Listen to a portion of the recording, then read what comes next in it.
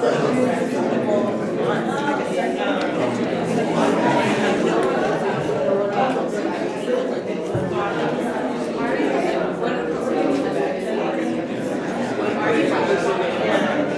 we're going to start in about 5 minutes. Grab some water, hug a friend, settle. No traffic was crazy. So, arrive. Yes, and there's an installation as you walk in. So if you walked in so fast, you got in the car, you ran in here, you didn't get a chance to see it, take these 5 minutes, take a look. Some of those signs you've seen before, but in another context. Cindy's asking us to look at them in a different way. So if you can get a chance to take a look at them, please do. 5 minutes.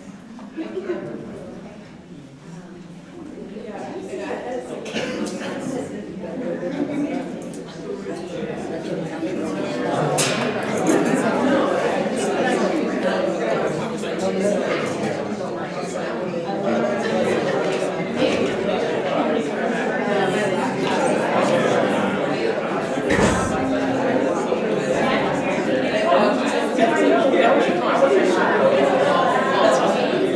you.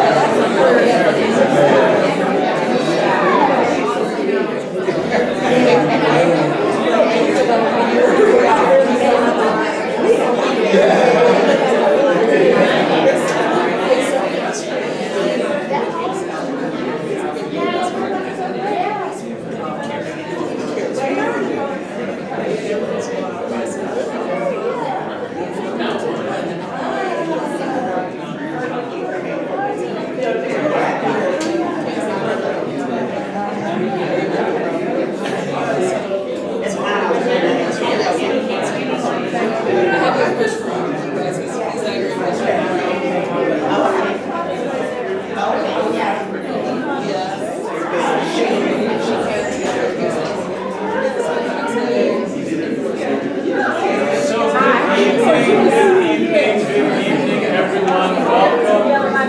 There are chairs in the back. If you need to grab a chair, please feel free to grab a chair. Feel free to sit next to someone you don't know. Get comfortable.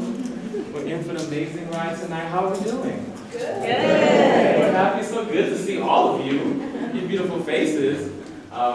So I am Lyndon Gill, Associate Professor of African and African Diaspora Studies and the Department of Anthropology here at University of Texas at Austin. I have the distinct pleasure this semester of curating our Diaspora Talk lecture series, which was generously supported by the John L.Warfield Center for African and African American Studies.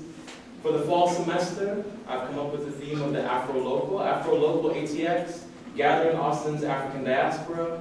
So although Austin prides itself on supporting and celebrating any and everything local, for better or worse, this locavore obsession has often meant eating local, shopping local, playing local, but this support of local business has not meant an equal support and celebration of local blackness. Black people, appreciate that. So inspired by the locavore movement, but also by a deeply rooted love for global communities of African descent, which have been locavore for centuries, long before we had that term. This semester's theme turns our attention to the Black brilliance that's blossoming right here in our own front yard. While honoring the long legacy of born and bred Black Austinites, like the and Ms. Stephanie Lang as well. Ms. Priscilla Hale, sorry. We will also feature the scholarship and artistry of those who now call Austin home. It is my hope that we can cultivate a global conversation about Blackness while grounded right here in Austin, Texas. This fall, we are reaping the rewards of the Black bounty that we all share. Right? This series would not be possible, I would be able to stand before you today, without the hard work and the long patience of Ms. Stephanie Lang, the program coordinator at the Warfield Center. We give her a round of applause.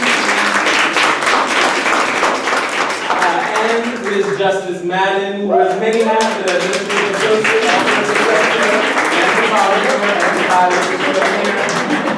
and I would be remiss not to thank, if he's still here, but Dr. Minka Makalani, our new director of the center. And the always ravishing Dr. Jennifer Wilkes, who is with us, our new associate director. Thank you for allowing me to run wild with this program. So thank you for this opportunity.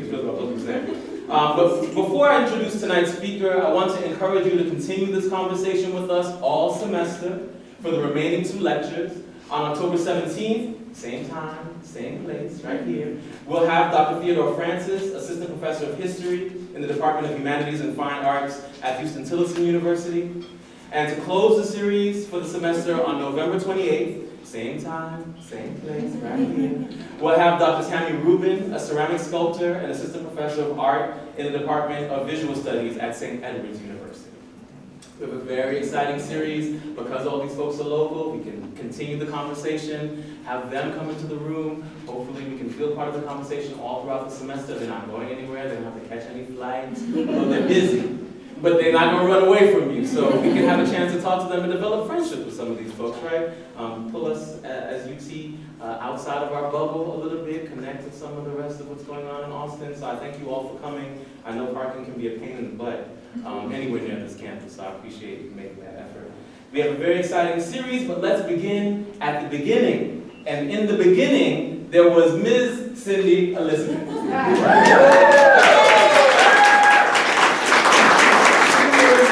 Was born and raised in Austin, Texas, where she currently resides and makes art. After graduating from Baylor University in 2010, Ms. Elizabeth began exploring her desire to create change by documenting the world around her with the camera as her tool. Working in photography, film, and mixed media, we saw some of those pieces as we walked in. She explores the beauty and struggle and liberation in the stories of all African Americans. Ms. Elizabeth has exhibited her work at Women in Their Work Gallery, the George Washington Carver Museum, and currently is part of the permanent collection of Russell Lee Elementary here in Austin. Today, Ms. Elizabeth is speaking to us about rebeautification, reclaiming, physical and imaginative space here in Austin and beyond. Please join me in welcoming Ms. Cindy Elizabeth.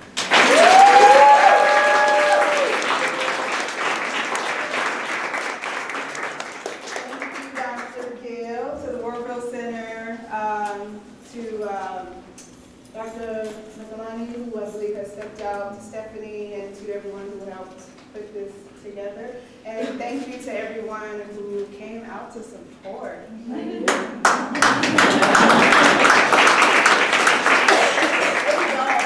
Thank you so much for your support. I'm so happy to see everyone. Jasmine, there's a chair up here. Looking for a place to sit. Yeah, so I just wanted to start things off by asking a question, but before I get into that, I'll tell you a little bit about me. As Lyndon said, I was born here in Austin, raised here in Austin. Maybe one day I'll get away soon. But until then, I'm here making art. Both of my parents were not from the city, they were from the country. My mother was from Navasota, Texas, or actually a smaller town outside of Navasota, Texas. Navasota was the big town to them. So that's how small the place is where they were from. Her family were sharecroppers. So the same with my father's family, they were from Portland, Texas. They all moved here. They finished up the school. My parents met here. My dad was a taxi driver. My mother was a child care worker. And once they married, my mother started working with my father in his shop selling music, doing taxes, and all types of other things in East Austin. And I have a photo of the shop to show you in just a little bit. But that's an introduction to kind of to where I come from. And I just wanted to throw this question out there to get a feel for your knowledge and your understanding and your interpretation of what it means to beautify. When you hear the word beautification, what do you think about? Like, what does that strike within you when you hear the term beautification? Because that term is thrown around a lot. Oh.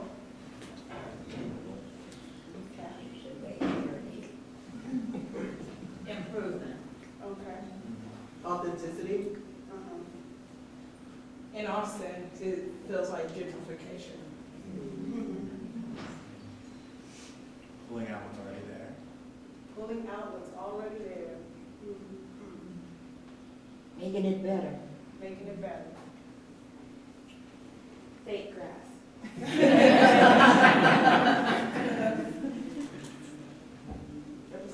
Oh, making it more palatable for my folks. Okay, more palatable. Okay. Anyone else? Bike lanes. Bike lanes. Bike lanes. I remember the first time I saw a bike lane. I was like, what is this?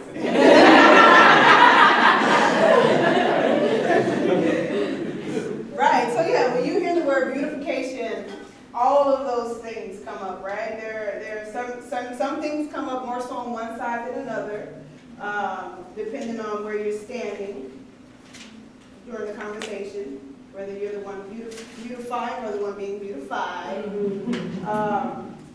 And so to me, the term is, as we can tell from the responses, it's a very complicated term. It's one that I still grapple with trying to understand.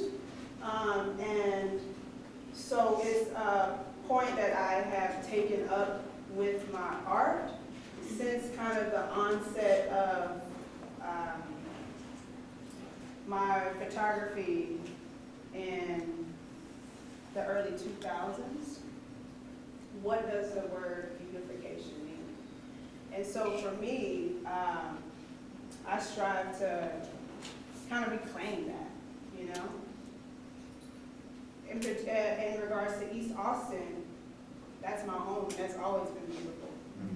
There's never anything that needed to be beautify it. And so instead of, while some people can look to East Austin and see beauty, I see destruction these days. And so my art is about kind of grappling with those two sides of the word, beautification.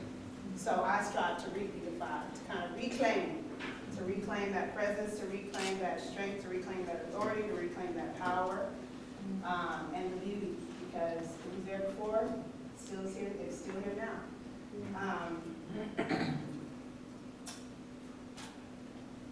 And I kind of, my introduction into documenting and into collecting the stories of people started through my parents. As I mentioned earlier, my father, he was a salesman. Let's see if I get this started. My father, he was a salesman. He owned several businesses. That's him there on the right. He owned several businesses in East Austin. He is proclaimed himself to be Big Tex, and he says that everything else is stealing from him. The original Big Tex, and that's my mother on the right with us as children. My father owned a gospel record store on 11th Street. I don't know if many of you remember Queen, I think most recently Queen Lola's was there. That was his spot in the 80s and part of the 90s as well.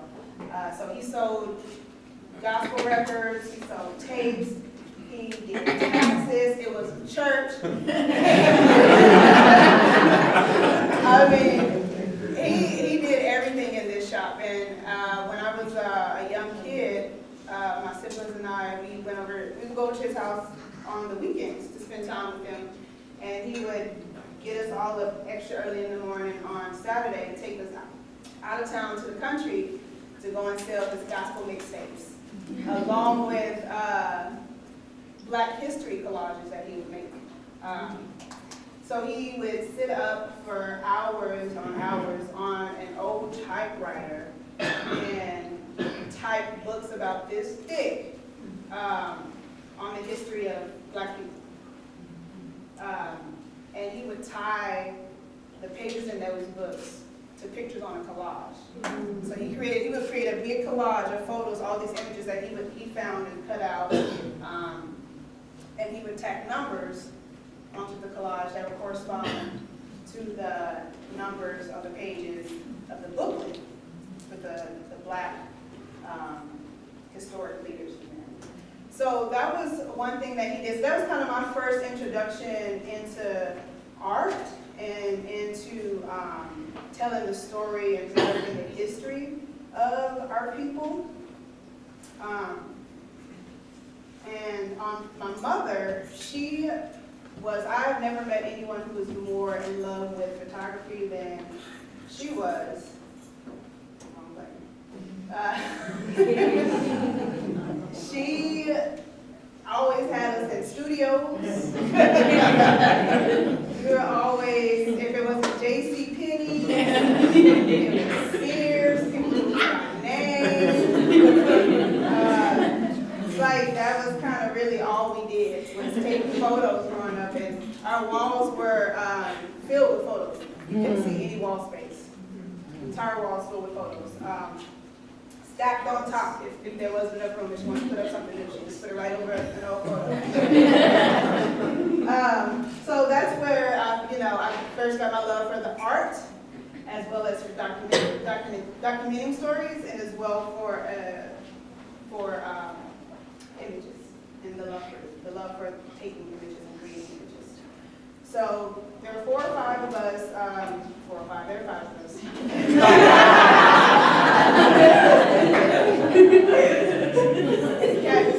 Count my sister. I used to get into it all the time.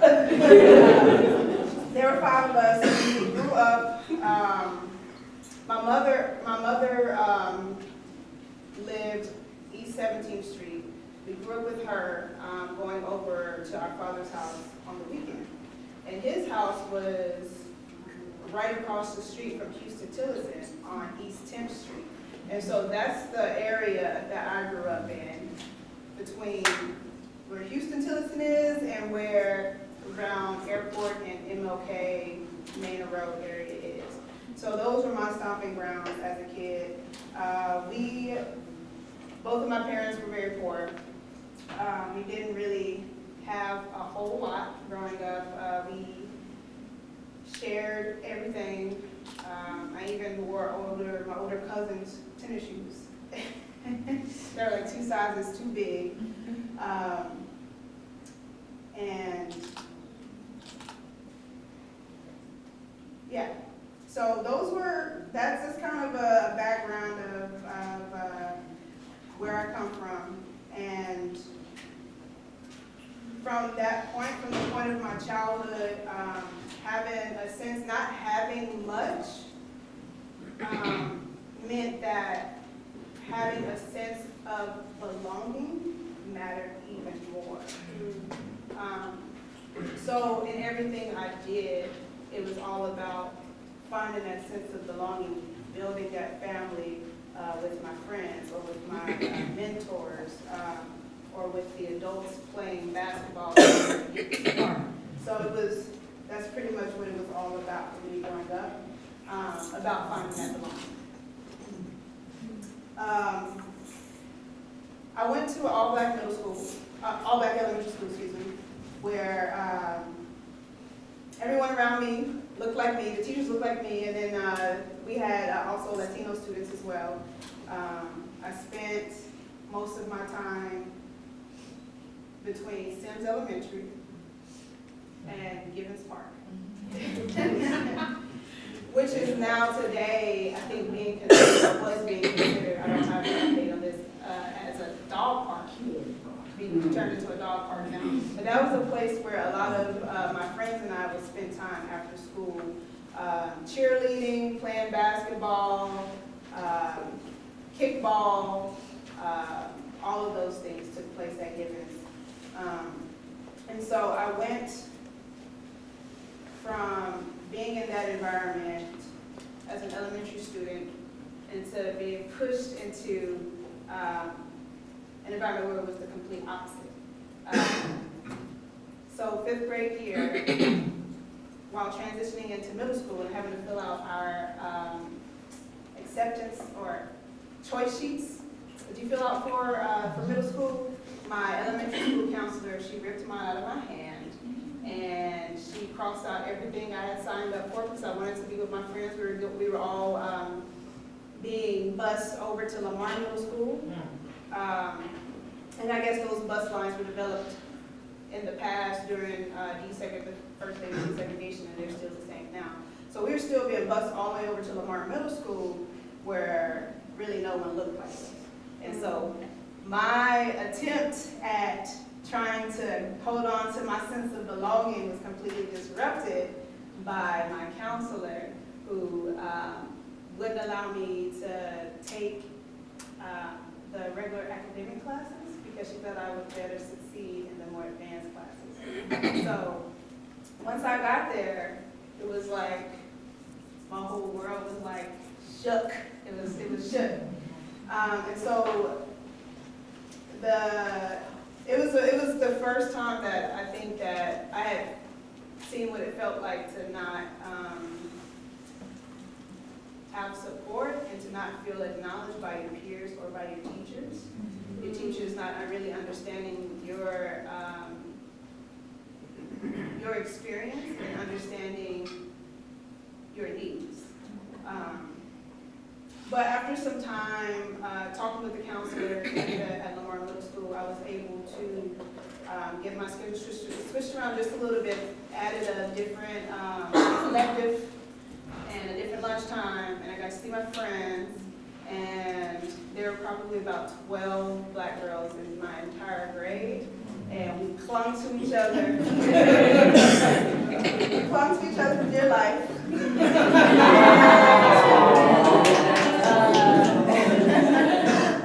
That's us right there. That's some of us right there. We were on trip to Splashtown. I think this is the end of the year field trip. And that's how many of that? Is that 7 of us?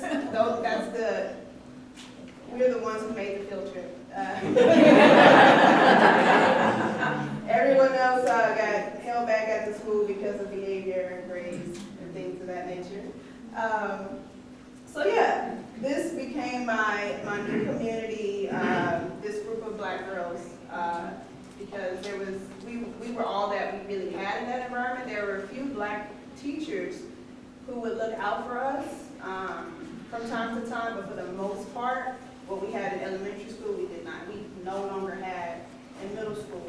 And so one of the things that I did a lot in middle school, as well as in high school, was use my disposable cameras to kind of document my sense of community, to kind of keep myself encouraged and to remind me that I did have a place of belonging and I did have a place of safety, because it was a struggle.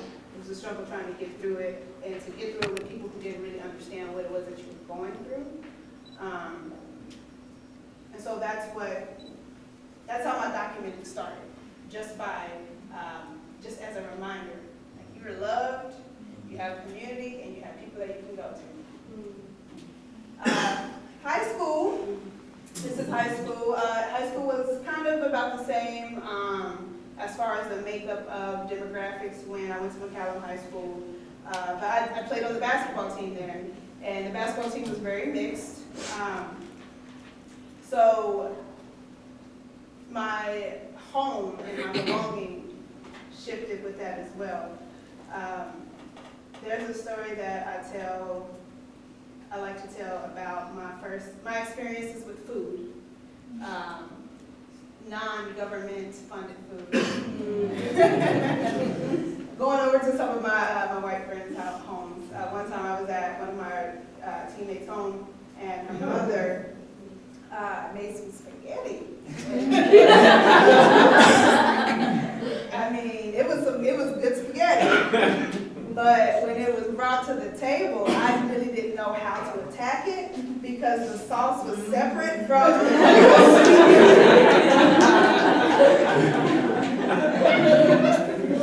and I had to sit back and watch how it was.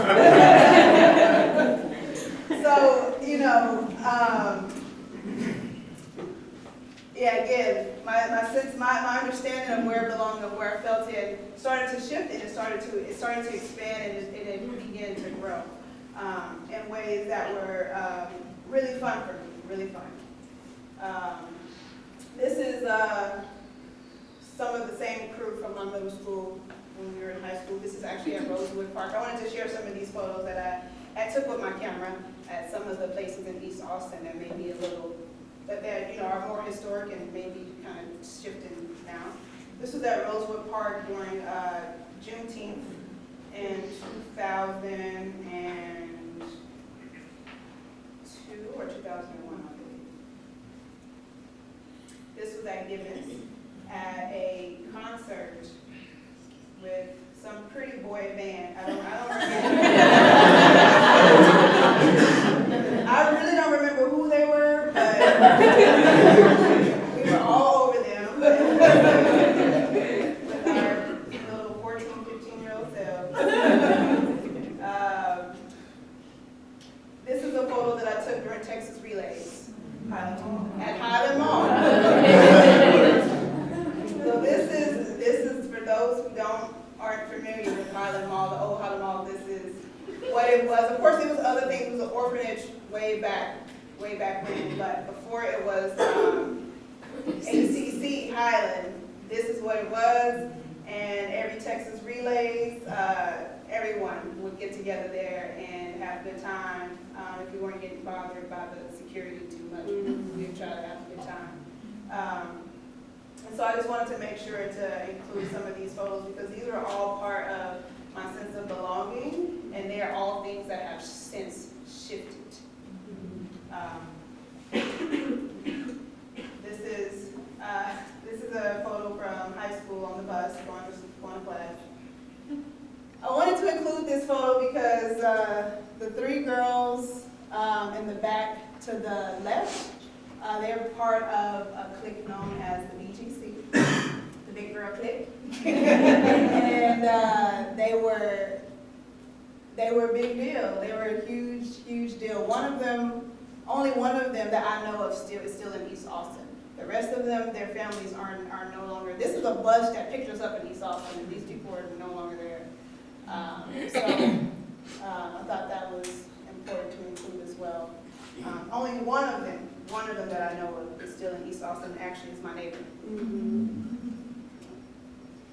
Baylor, college years. So, going back to this idea of belonging and this idea of community, I went to Baylor in 2006, and at the time, it was something to look forward to, because it was a school in the Big 12 conference, and the Big 12 is made up of, UT is also in the Big 12 conference. I can't name all the schools, but I know UT is also in the Big 12. But it was the one school that had the highest percentage of black students. You don't want to guess what that percentage was? You mean in Texas? In the Big 12. Big 12. Like 85%.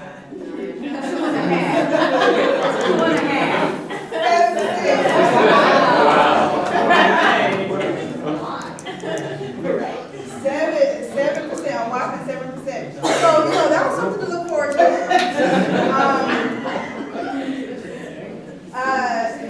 But then when I got there, and I'm thinking, okay, I know what to do. I've been through this before. I went to Lamar, I went to McCallum, and I know the steps that I need to take to find the places where I belong, right?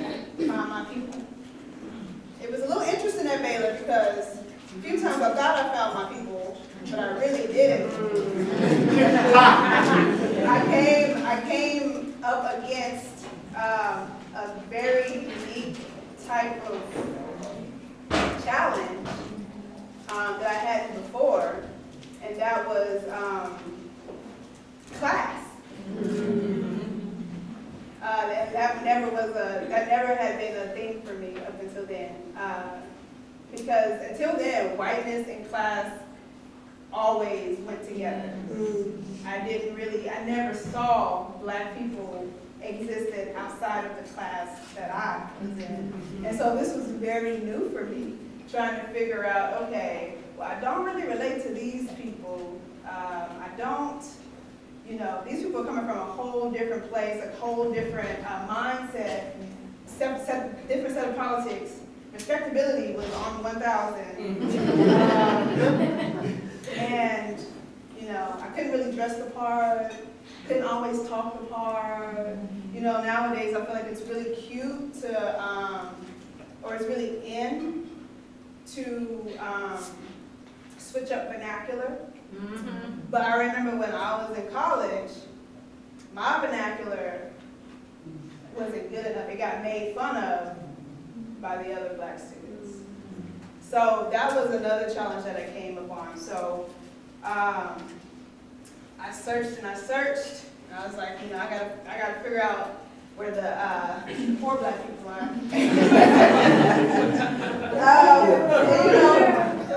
I found them.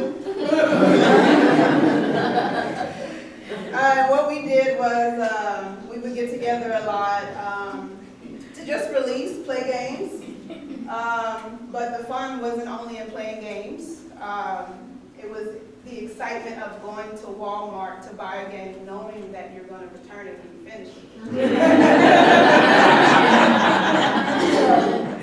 We would take turns doing that. Because we try to pull together our resources. Okay, let's make some rotel. Someone buy the chips, someone buy the cheese, someone buy the tomatoes, and put it in a pot and get it all together, right? And someone buys some cheap something to make something to drink, right?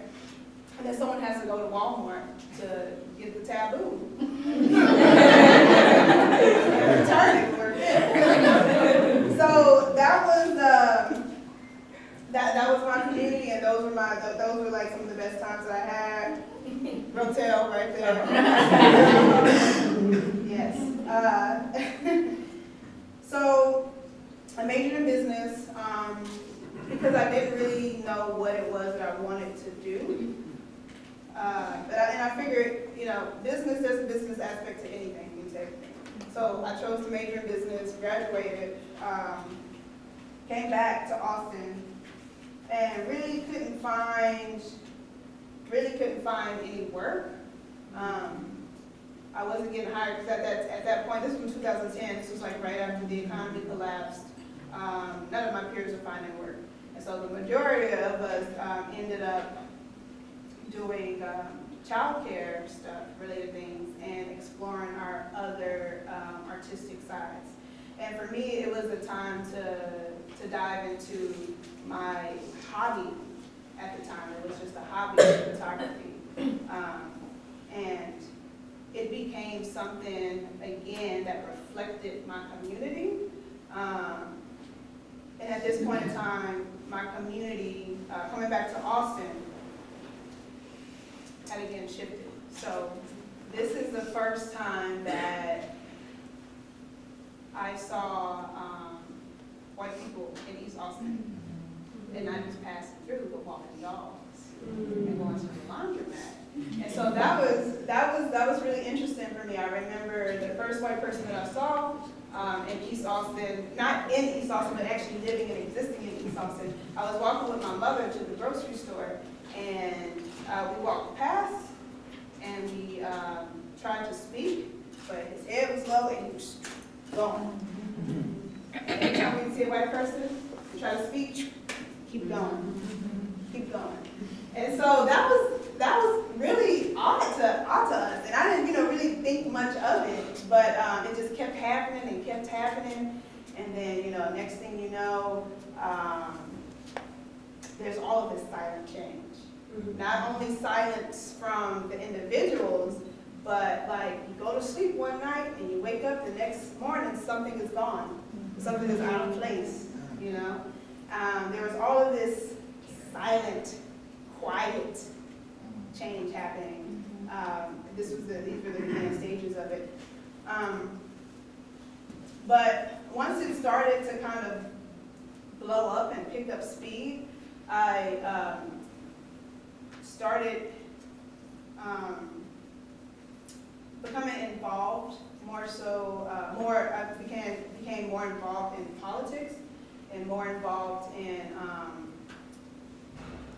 radical discussions and acts, and I began hanging around more radical crowds and developing analysis around things that I really wasn't able to vocalize. Like, I didn't understand how to talk about gentrification. I didn't understand how to talk about the fact that I came home, or thought I was coming home, to a place that really wasn't there anymore. I didn't know how to talk about why my childhood friends, why their parents were no longer on Luna Street, or no longer on Perez Street, or on Deloney Street, or why Black kids no longer hung out at Gibbons after school.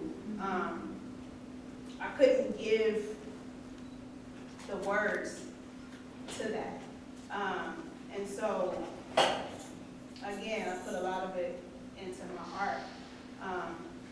And as I said, this was a period of time where I was mostly involved in political things, and so that's what my photography began to reflect. This is a visual for after Charleston things happened at Rosewood Park in 2015. This is the image that I took on the bridge, the 11th Street Bridge, crossing into the downtown area, going from east to west. This was a vigil for Sandy Bland after she was killed.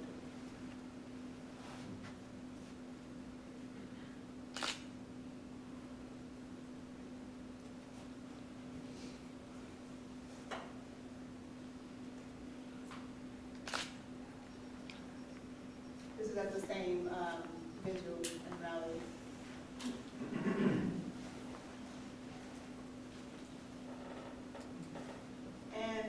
at the Millions March, Texas in 2016.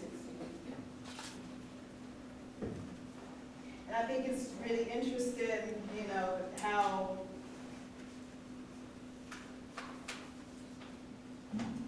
that Martin Luther King's dream is still a dream. Still a dream today, and these kids are dreaming the same dream that he shared.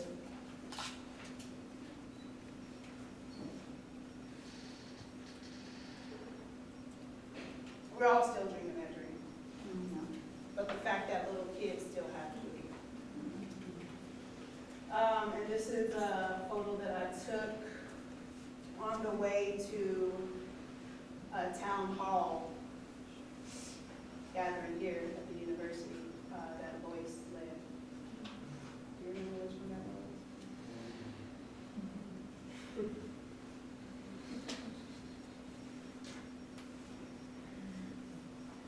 And this is a photo of a little friend of mine who's actually back there somewhere. But we were hanging out one day. A friend of mine actually wanted to get some photos of him for a project that he was working on. And we decided to take them to the park and where they had these Black Lives Matter signs.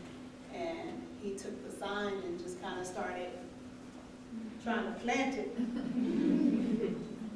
And it kind of reminds me of the image of planting the flag on the moon.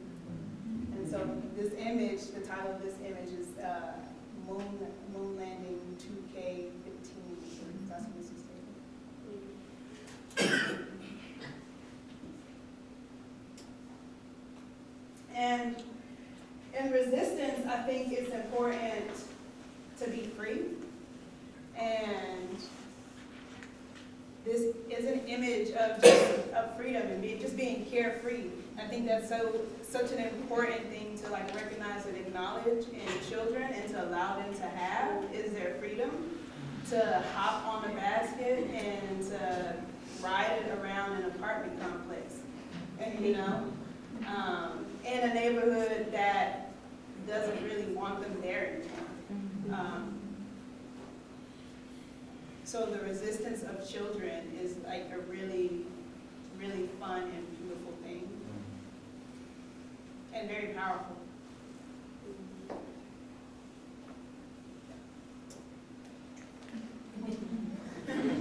Yeah, the resistance of children.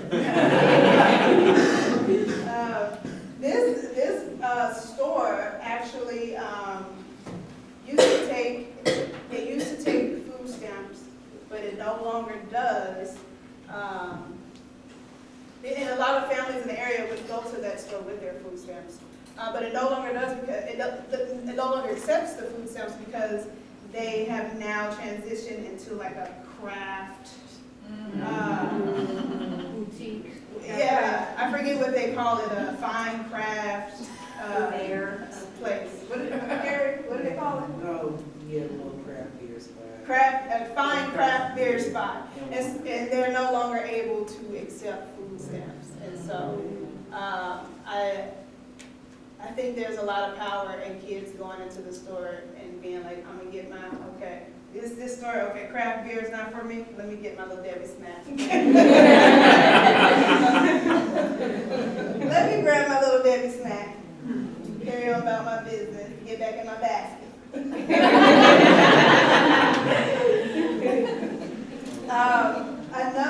Another series that came about around that time was my Goddess series. In this series, I deified Black women because I was in a place of resistance, place of trying to really speak and speak loudly through my work. And as a Black woman,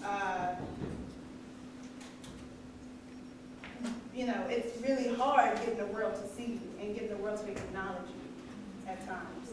And so this series was more so for me to validate my sense of worth and power and divinity. And so I took images of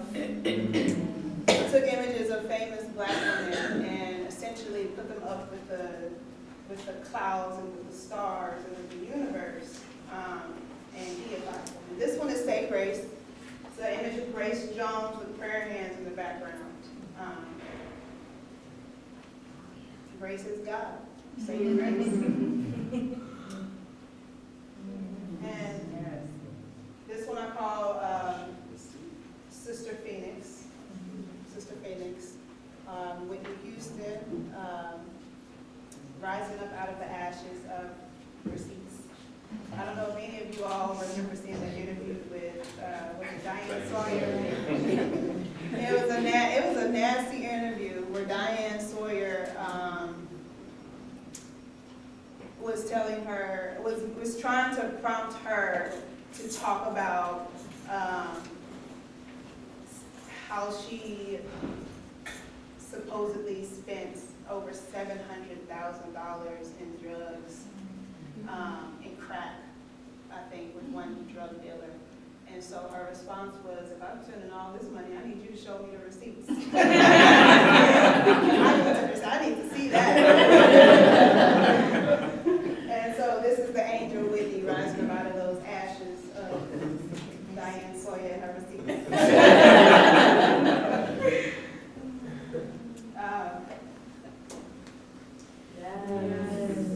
This next one is paying homage to Pam Grier, Foxy Brown, the most ass-kickingest.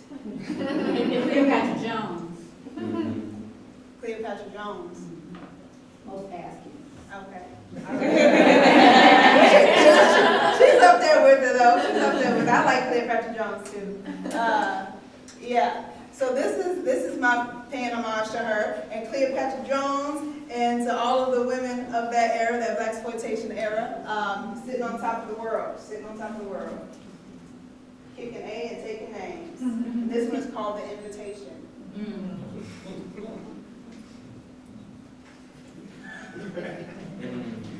Oh. This one was my tribute to Nina Simone. And the image is an image of her face, and there's an overlay of two images, two protesting images, one on the bottom with signs. That reads, the first sign reads, can't see, I don't know how far y'all can see that, but it says, police brutality must go. And then on the top, there's a line of police across her face. And so this is, and just paying tribute to that song of hers, Mississippi Goddamn, because, you know, the same things that were happening then, as we all know, are still happening now. And that was just my way of kind of bridging that past to the present.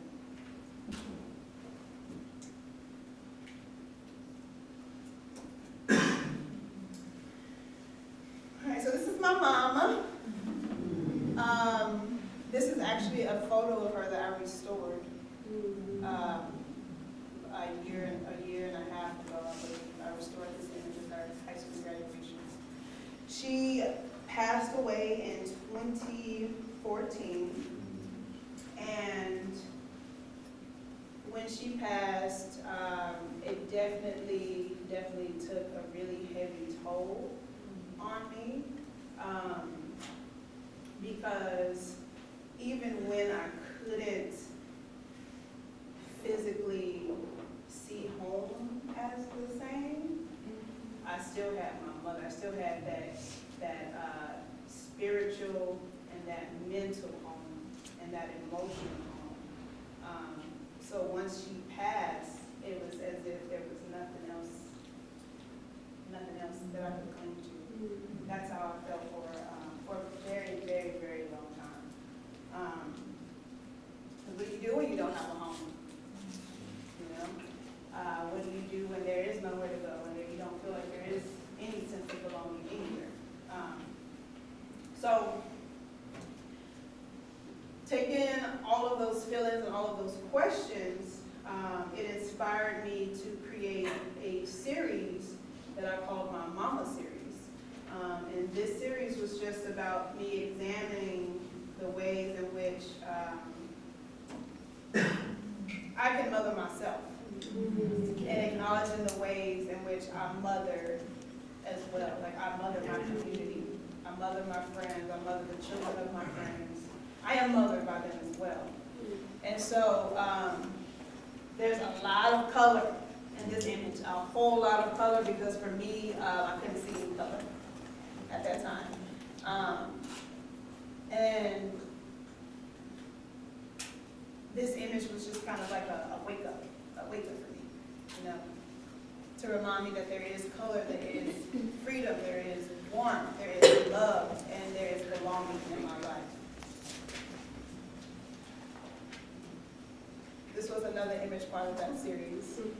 Featuring Miss Sequoia, that's a photograph that I took of her back when Lemonade was released, actually.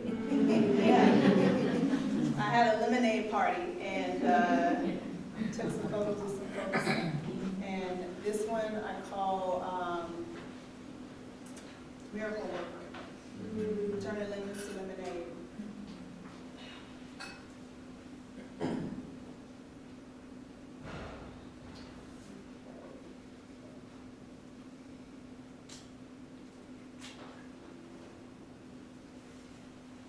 There are a few more, but I'm just going to skip forward for the sake of time. This image, wrong screen.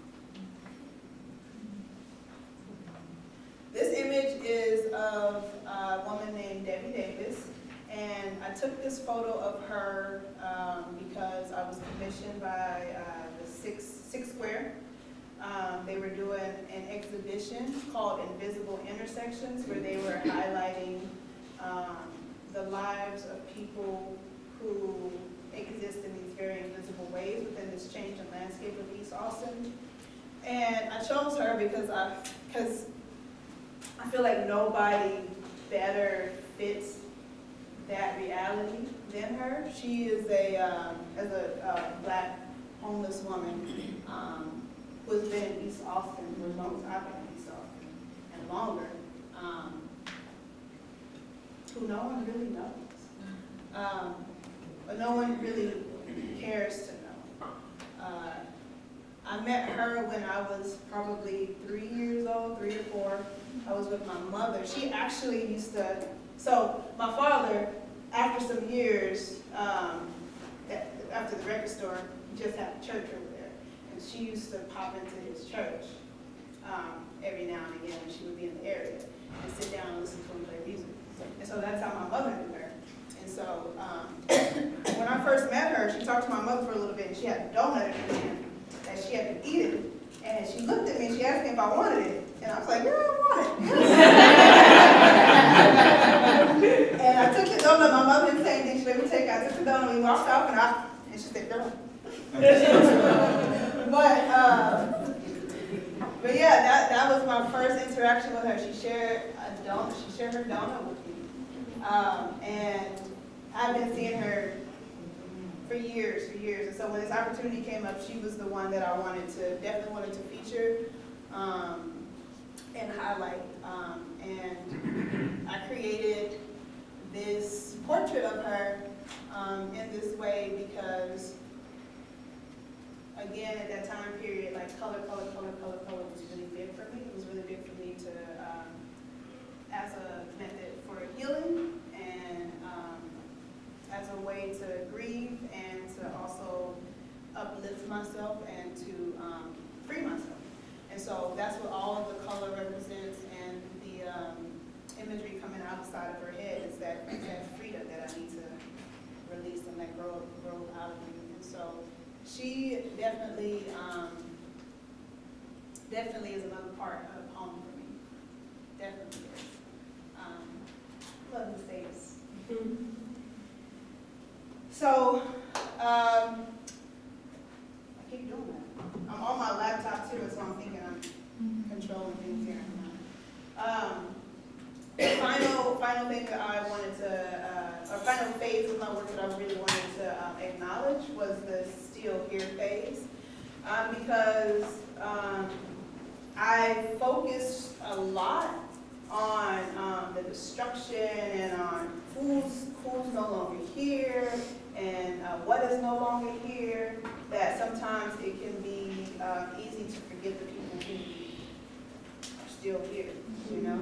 And so this era of my work is about acknowledging the resistance, acknowledging the presence, and acknowledging the work of the people who are here in East Austin. In this photo series here, I call Sundays in the Park. This is Gibbons Park. This is the park that is, as I mentioned before, it was under talks of becoming a dog park. But this is a place where Black people have been gathering forever. And so Black people still get together there. And that's important for me to document. And to remind us that we're still here. Our presence is here, we're still beautiful.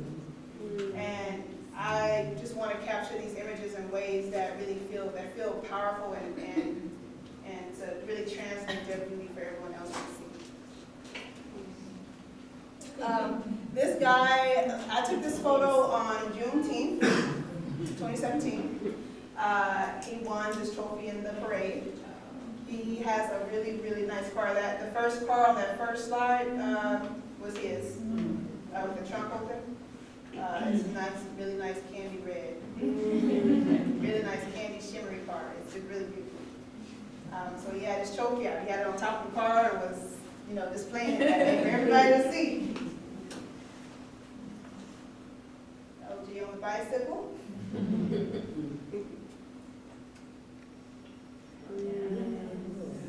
Yes, people still ride horses. And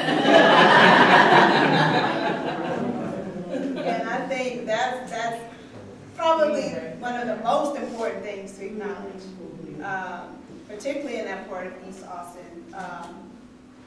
Black people ride horses. I'm sorry? Black people ride horses. Black people ride, yes, right. Black people ride horses, right, yes.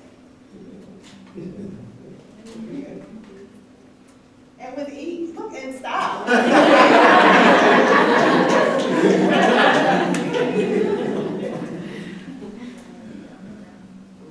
These women were sisters that I came across. They had a big snake. You can't even, the full snake is not even in the inch. Yeah. Right. Little babies. This was on an Easter summer, 2017. I'm sorry, 2018. Easter Sunday.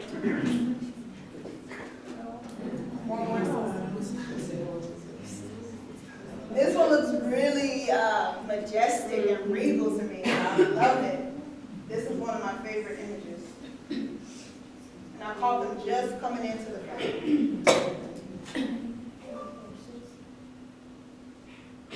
Okay. And another thing that's part of this Still Here phase is the installation that I have up today, and it's titled Stay Black, because the signs, they all say very different things, but they all mean one thing, you know?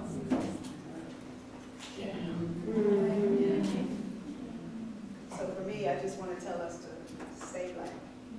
So that's what that series is.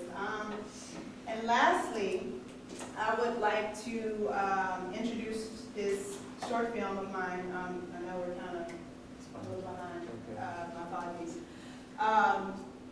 So it's from a series called East Side Stories that I created. The name comes from this club that I used to be part of, the summer camp club thing called East Side Stories when I was really young. And so kind of took that name and borrowed that name to give it as a title for the series of documentaries, short documentaries, telling the stories about the lives of those Black East Austinites who are still here, whose stories need to be told and whose presence needs to be acknowledged. And The first episode features Mrs. Betty Mann.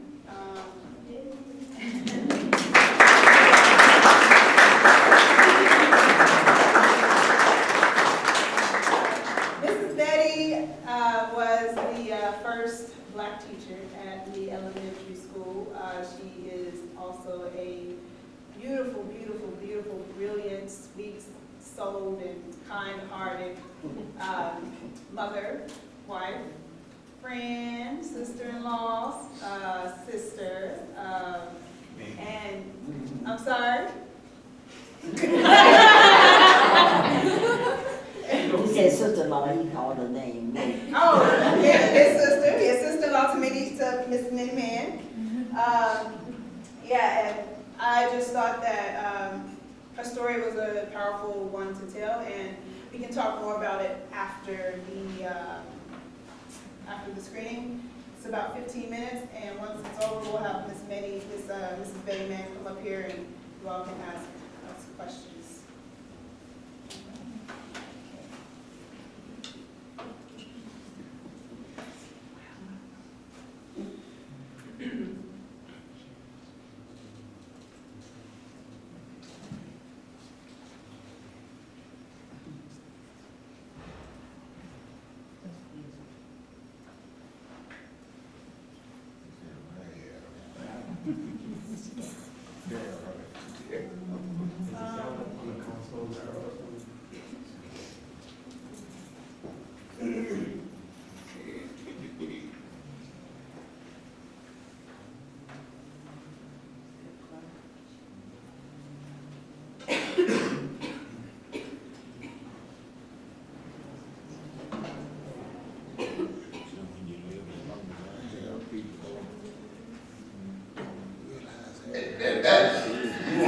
That's the one that this looks like a special. That is. Wow, you have all your teeth.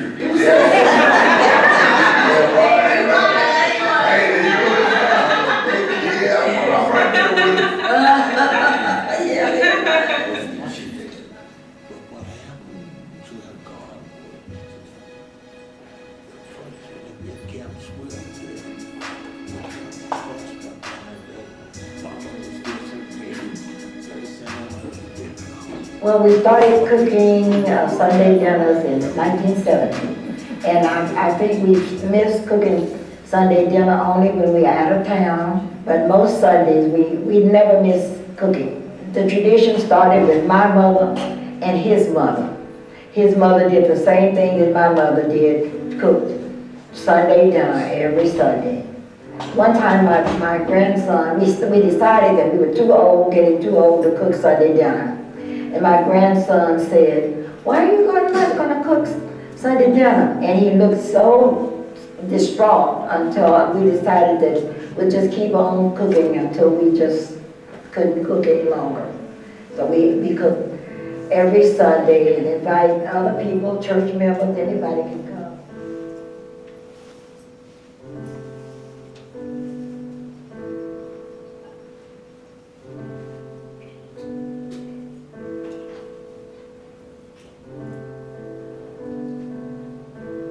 Hello, my name is Betty Meshach Mann. Well, I was born in Dallas, Texas on February 28, 1931. My mother was named Leola Cheney Meshach, and my dad's name was Judson Lawrence Meshach. They were from Smithfield and Upton, Texas. Then they moved to Dallas, where they first rented a house and started the family. And there were 13 people in my daddy's family, and I think it was 9 in my mother's family, siblings that is. They all came to Dallas, Texas to live.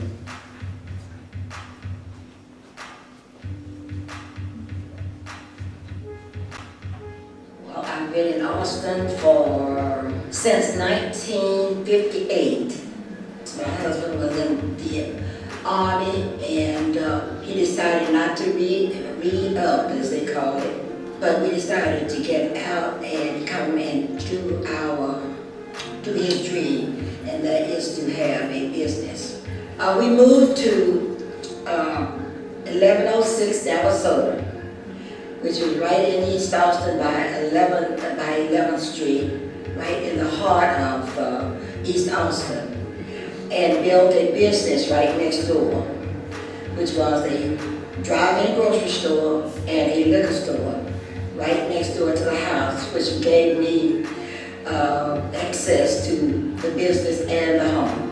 The name of the store was The Point, TheePoint, The Point Food Store. Blacks had owned a lot of businesses in East Austin.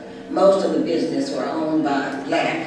It was a hotel right across the street from the Point Food Store, and which had housed all of the artists who came to Austin, and Hillside Pharmacy. Now, Hillside Pharmacy was a very, very unique place. Freddie's father had a service station. It was called Man Service Station, and it was well known right on 11th Street and Rosewood.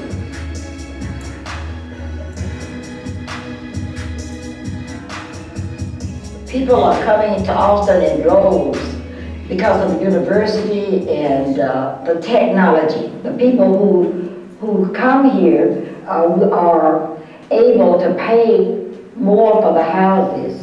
And so a lot of people sold their houses and moved elsewhere, maybe to Mena, to Pflugerville or somewhere. Or either that, they couldn't afford the taxes because the taxes have gone up so very, very high in Austin.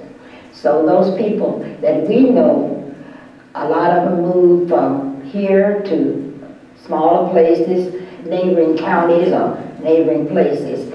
But there are still a few original Austinites, but a few. If they haven't died, they're still here or they moved. The rich people are coming, not the poor. Poor people can't afford to come. After a while, we might have to move too. I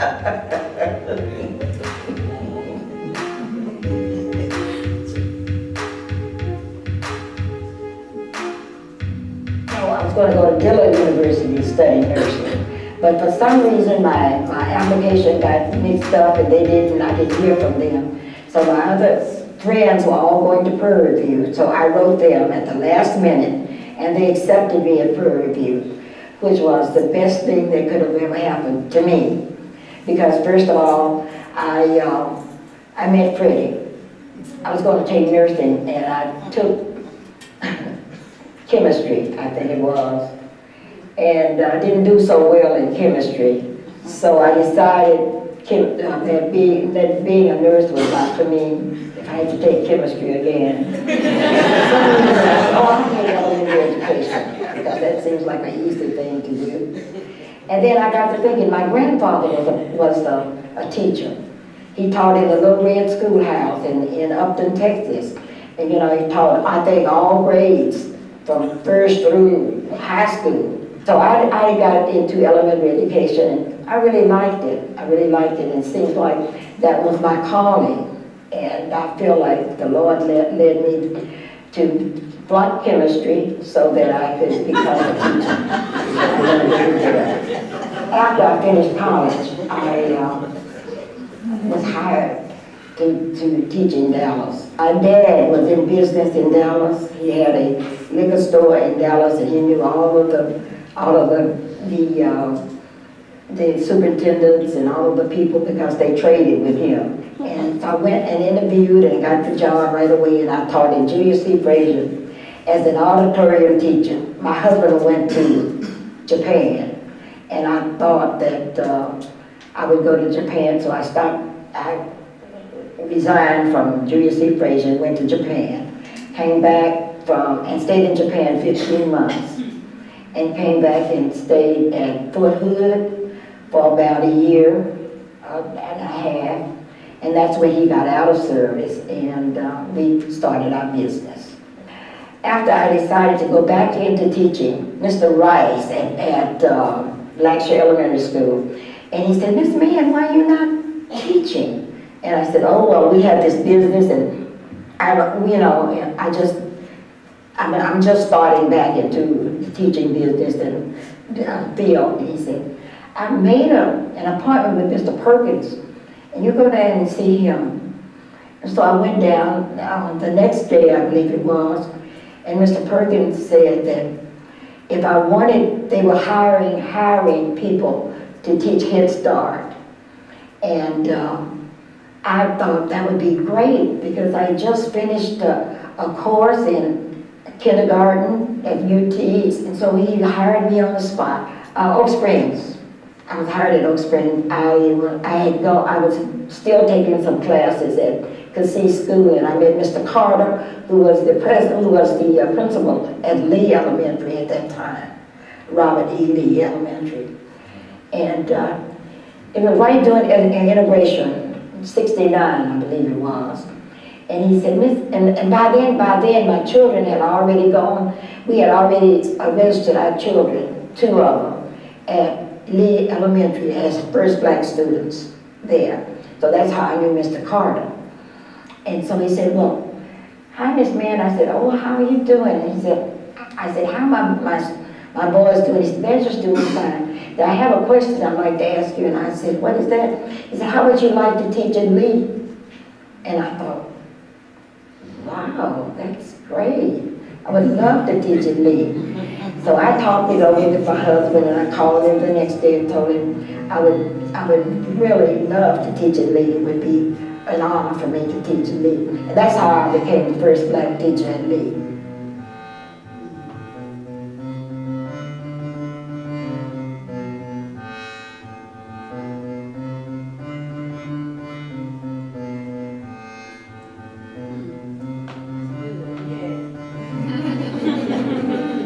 That was so interesting. Verifications came about changing the name of Lee School. Well, I thought, well, why do they want to change the name of Lee? But then they decided that they were going to change the name, and because of his stand on slavery and things like that. But I had no idea that I would be included. My name would ever come up. So one day my son called me, Gregory, and said, Mama, said, you know that they have called little Freddie's name. Now little Freddie was my deceased son who had been the first black student at Lee. And that just set chills up and down my spine just to think about somebody even thought about that. And then so, I didn't hear anything else. And then the next thing I heard was that, Mama, your name has been submitted, has been mentioned for the renaming of Lee Elementary, of Robert E. Lee Elementary. And I said, are you kidding? And he said, no, it's true. So then I went to this convention, and Rhonda Manning called me at the convention and said, Betty, you're one of the final 3. And by then I was just really weak.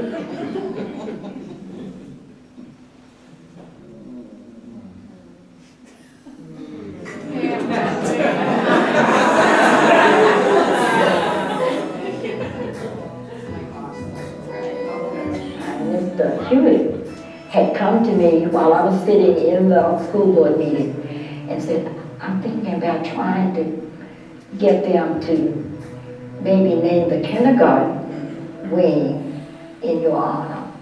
And I thought, really? That was so wonderful. That was still something that they could do.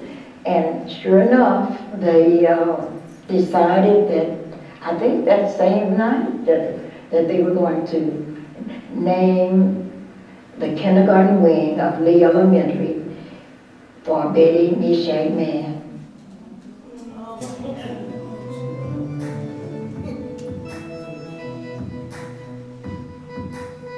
In 1966, Freddie Mann Jr. attended the oldest child of Betty and Mann and Freddie Mann, integrated the student body of Robert E. Lee Elementary School. Freddie's brothers, Greg and Raul Mann, followed in his footsteps and matriculated at least soon after him.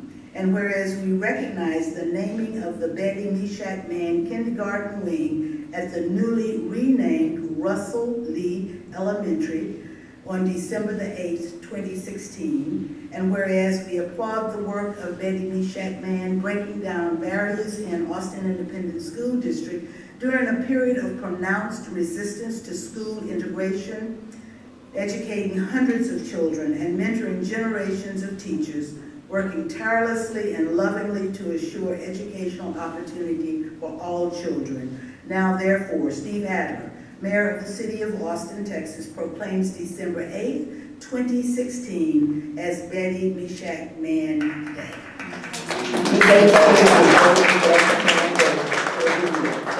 I didn't hardly believe it, but it's true. And I'm really honored and really happy about it.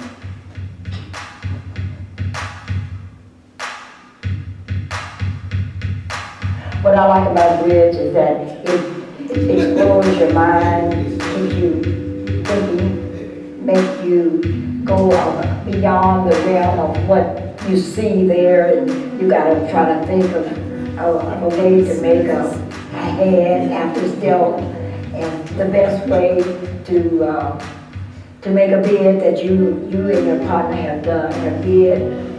And if you don't make it, it's okay. But most of the time, we like to make what we bid. Yes, I feel Bridge is a whole lot like life. You make the most that you can, and then that you can't control, you don't worry about it. The biggest thing you can make in Bridge is a grand slam. That's 7 no trump. And I have made 7 no trump in my life.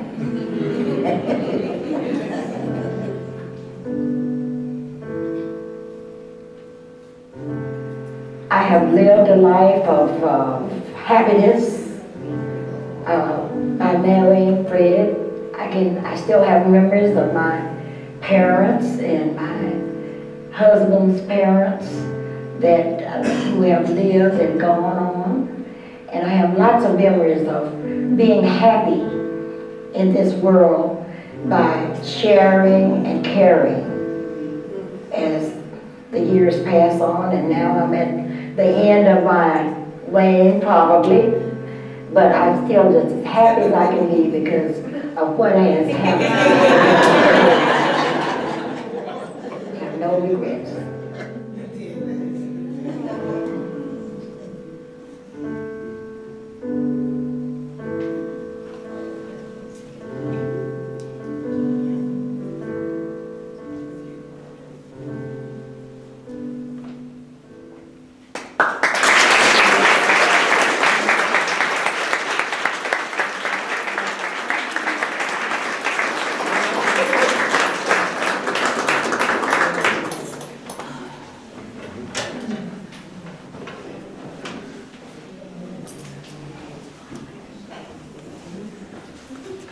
So we have the honor of having Mrs. Mann here with us this evening. I would ask if she would join us. Could we give her a round of applause?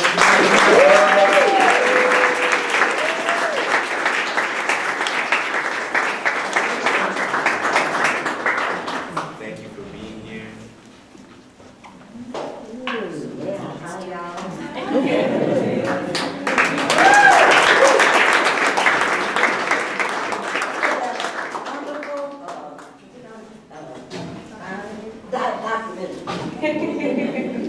Really was. I enjoyed seeing you. Beautiful audience here. You have some questions? Anybody? Well, now, Sydney's told you about her life. You don't want to hear that. I was born in 1931. Now, you can figure out how old was married. And my husband had a birthday. He's 1 year, 6 months older than I am. So God's been good to us, right? Yeah. Cindy, that was a wonderful presentation about your art. I really enjoyed it. I knew that you had it in. You're gonna continue, you're gonna do wonderful. Thank you very much.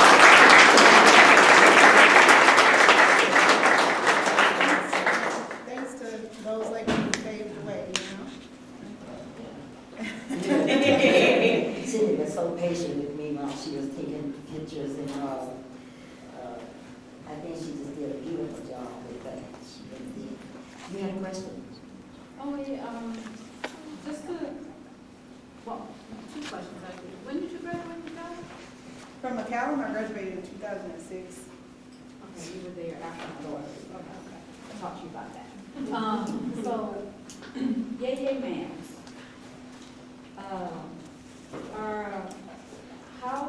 I've been here for a while and witnessed a lot of the gentrification changes, or just changes in general in East Austin. So having had a store in a place that is now a boutique, well, it's not even a convenience store, it's a shop now.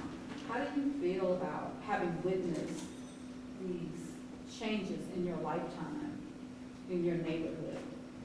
On that, where you're saying where the store was? Or there's a just the boutique. store was, and just in general? Oh, yeah, there was a big bank building or something there now. Right, There yeah. was. Mhm. Well, it has changed tremendously, really, because when we lived on Navasota Street, Navasota, Mhm. you know, everything was just normal. You could sit on the front porch and watch the people go to the Deluxe Hotel and watch them go down 11th Street and Rosewood and all of that. But you can't do that now. Of course, naturally, nobody's on the front porch anywhere because they have all the businesses and all that. And white people have come over now. You know, when we were there, when I moved in '58 to Austin, well, I-35 was a blocking place. You know, that was the end of white people stayed on that side and black people on this side. But now, as Cindy said, they're walking dogs. Everybody's walking dogs now. So, Jogging, bicycling. and talking and, you know, and living. And I'm just happy to see that. I was telling Nancy that how wonderful it was when I came to the campus after all those years. I haven't been to UT's campus in many years. And to see all the black, it's to me, it was a lot of black people I saw.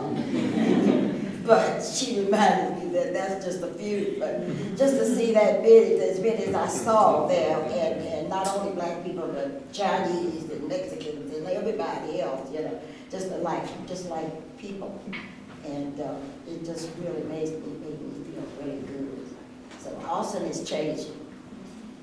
It has changed. Where do you live? So when I moved to Austin, I've always lived off of Rumber first, by Rumber on east of about Forts, and then I ended up in off of 38th and Manor Road, and then now I've always lived off of 12th Street, 11th Street, Rosewood, all around the Carver, like just always in East Austin, and now I live right off of, again, Airport and Manor Road. So how many times have you moved? 1,000. And it's always catching up with the rent. Well, It's always catching you know, I up with can the rent. understand that. I really can. You just try to live. Any more questions? Yeah, one. Yes, Steve. Yes. Yes, ma'am. Thank you for being here, by the way. What leaders, like in your time, can you think of made the biggest impact to Black You have to speak up. I'm sorry. I said, what leaders can you remember made the biggest positive impact for the Black community in Austin? Like, maybe you can name maybe a few. You just remember, you just really thought to yourself, like, wow, they've really done a lot for the community. They've been doing some good work. Black leaders. Black people. And Yeah. They don't necessarily have to be Black, just like Leaders. Leaders. They just have to do the work for our community. On Austin and Austin. Yes, ma'am. I was trying to think of a year. It's been going steadily since about 10 years ago. It started, and I guess about 5 years ago, is when these big houses came, started building it. And everywhere you looked, there was another big house and a big apartment. Where we live, we have one house on our lot. And right down the street, there are 4 apartments on one lot. So, I mean, when they started doing that, was when I said about 5 or 6 years ago. And now they're, everywhere. And they are even buying parts of your land if you will sell it. They have an acreage, so many acres. They'll say, I would like to buy part of your land, so they can build a big building or something on it. Did that answer anything? That's probably. He was wondering about any leaders that were influential to you throughout any period of time while you were here in Austin? Let me see. Or influential to Mrs. the Snell, who was, now let Freddie, my husband can tell you about leaders. Tell him. He'll tell you. He's my second. All right, since I've seen Austin change so much, whether you believe it or not, the only way that they got all back to East Austin was because to build a high school there. Y'all can remember when Austin had 2 schools, Austin High and Anderson High, black people have always lived. We lost most of the black population during World War II. They went to the West Coast, which I left Austin. Therefore, then most Spanish people come in. But history is something great. Now, whether you believe it or not, in East Austin, when I was growing up, all the business was white. Yeah. Superior Beam or something come along, and the first Army camp that they built was down at Camp Swift, year before Fort Hood, I think. Right during that time, but Army was segregated then. Well, they were expecting black folks to go around to the back. Well, those soldiers away from home, 17, 18-year-old boy, didn't have any better sense than that. So, therefore, most of the whites sold out. Who did they sell? The people who worked on the bank, put on black folks no money left in there from white person signed for it during that time. You see, but see, then the people started financing. That's why we built so many black businesses, because we had a reason for it, economics. See, when I come along, you was either poor, you didn't have no middle class. You know what made middle class? Right after Depression. Then World War II, that's when we got to build middle class. I hear people talking about middle class, you either poor, you had a lot. And I please ask you all to vote and study your history. Things just go around and around, and we don't learn. I see things, everything just comes in a little different way, a little different form, but it goes around in a circle. So you all vote and study your history.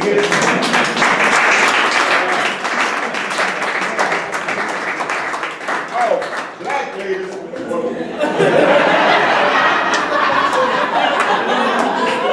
I want to say this first of all.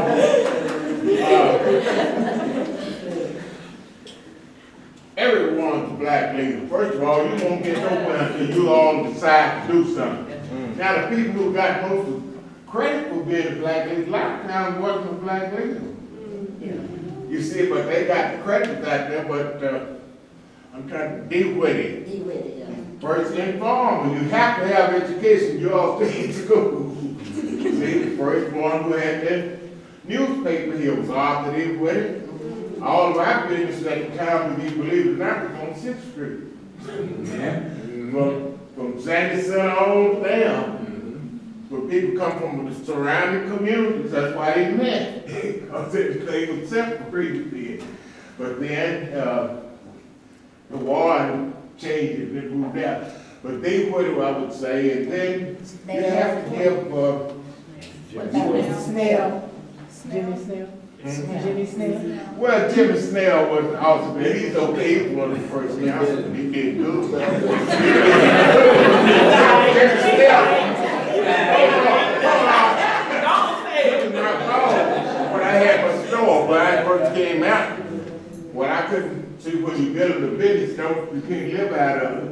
So I had to go live somewhere else, so I started saying, I worked 24 hours. Yeah, well, Don't tell but all. Snell was one of the people that we had. But the people who really, what I consider leaders, is the people who do something, who build something, who do something that you don't even think about being a leader. But the people who are around them know that they're leaders. For you all that got all the glory written about you, well, you know about those people. But the people who I consider the leaders was awesome, was those early business people, and who paid the price for us to be where we are.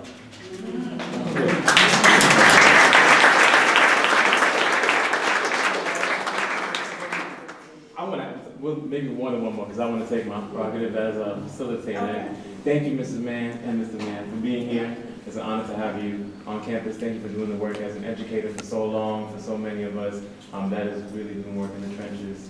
But we get them after you get them. It's you prepare the groundwork. Thank you for having done that. And helping folks through high school, because it's not a given. A lot of black folks, especially young black children, can make it through high school. It's going to be a really grueling time.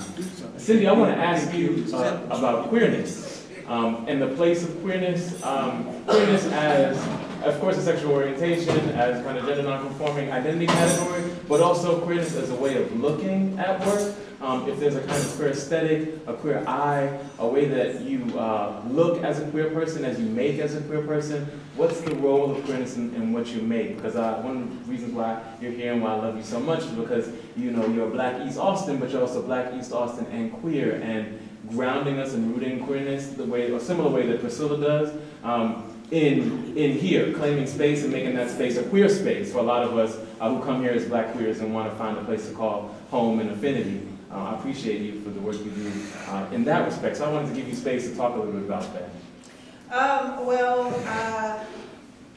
As far as that, as that goes, I feel like queerness is about is about flipping things, or is about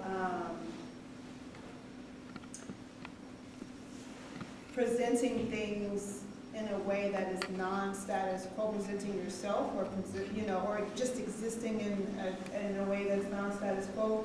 And so for me, like, the way that I view Blackness is that way, because to me, Blackness is like the most beautiful, beautiful, beautiful thing, but that is not what we get. That's not what we receive from the world.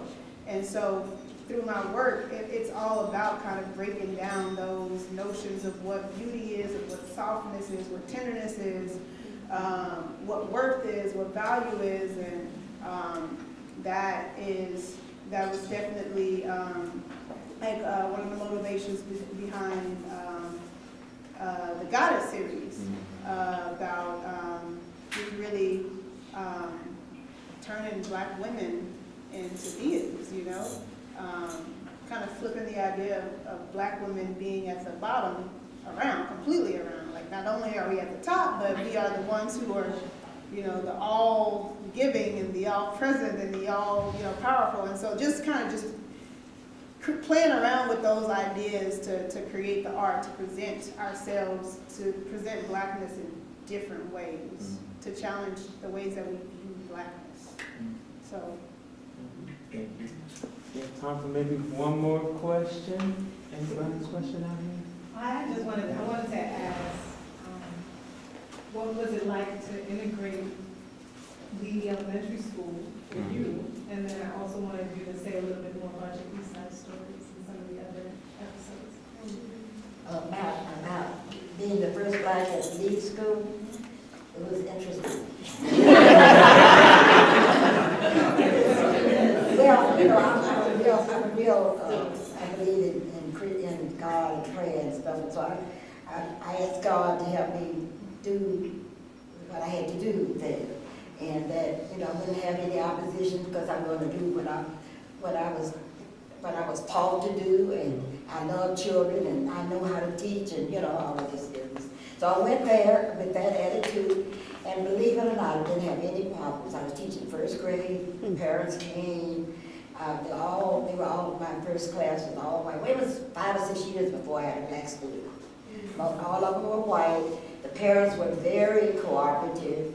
Everybody was cooperative except one secretary at the school. She tried not to let me have access to the materials. You know, that's always one. But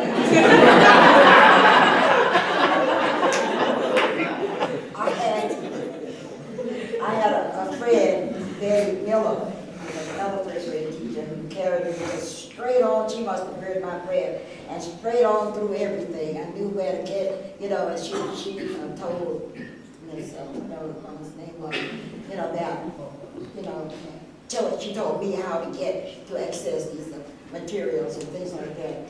And everybody helped me. Some I didn't have. I didn't feel like they, some of them wanted me there so much, because when we walked down the hall, they would just kind of look off, you know. But with my personality, they couldn't do that very much. I would look at them and say, "Good morning." You know, and it just worked out beautifully. No problem. Well, as far as this East Side Stories series goes, I have currently only worked on one. This is the only one, and I'm still wanting to go back after viewing it this time and tweaking it and updating it some.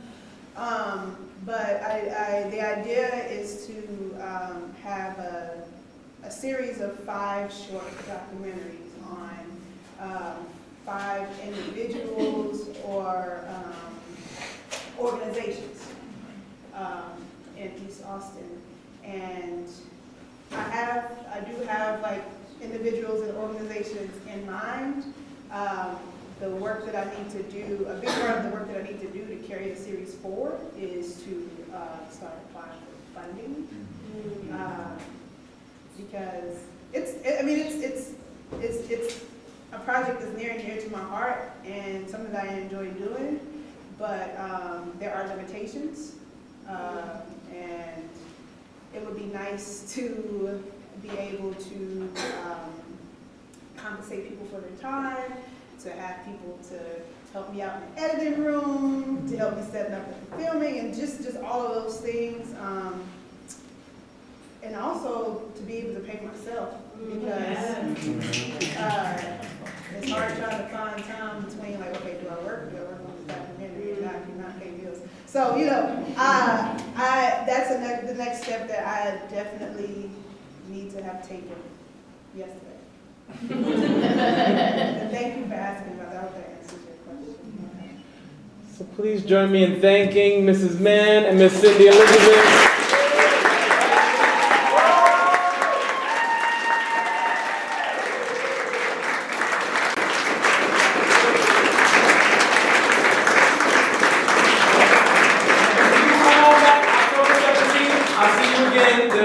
Cheese and crackers, maybe some wine. And if you can't make the 17th, November 28th will be our last Diaspora Talk series. Thank you so much for coming. See you next time.